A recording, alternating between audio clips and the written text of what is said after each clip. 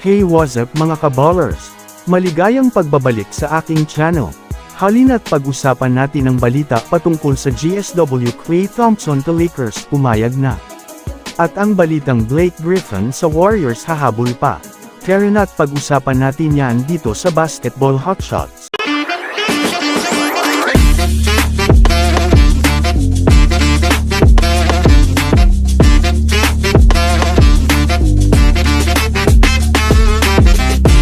Una nga tayong ako mga kabowlers patungkol sa kupunan ng Los Angeles Lakers.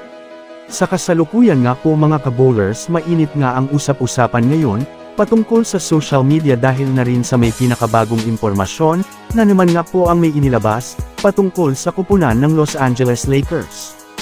Bagamat man nga po mga kabowlers maganda na ang inilalaro ngayon nitong si Klay Thompson, sa kanilang team ay di pa rin nga sa ngayon natatapos ang trade rumors sa kanya.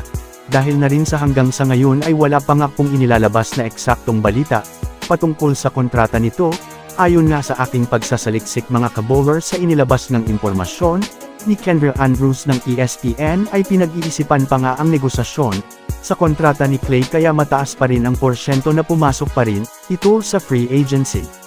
Kaya naman sa inilabas na analysis ni Stephen A. Smith ay wala nga daw siyang ibang nakikitang team na magandang puntahan ni Klay Thompson ay itong Los Angeles Lakers, dahil magkakaroon nga daw dito si LeBron James at Klay Thompson ng magandang samahan. Bukod pa dyan, special parent nga daw si Klay hanggang sa ngayon. Kung susumadahin nga natin mga kabowlers, payag nga po itong si Stephen A. Smith na magtandem itong dalawa sa Lakers.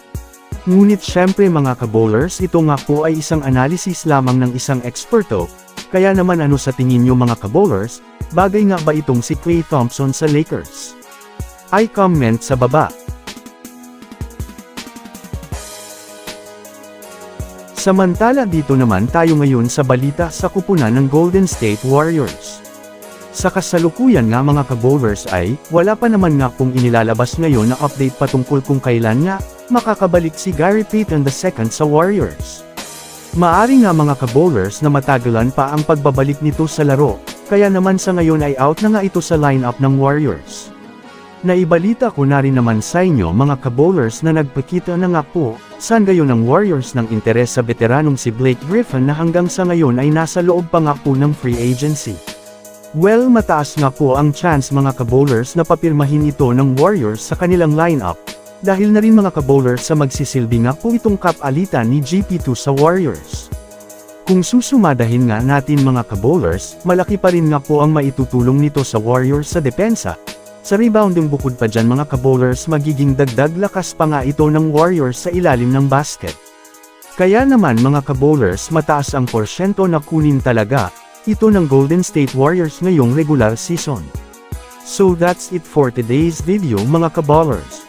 Yan lang ang ating pag-uusapan sa ngayon. Pindutin na ang subscribe and hit nyo na rin ang notification bell para sa mga susunod na updates sa mundo ng basketball.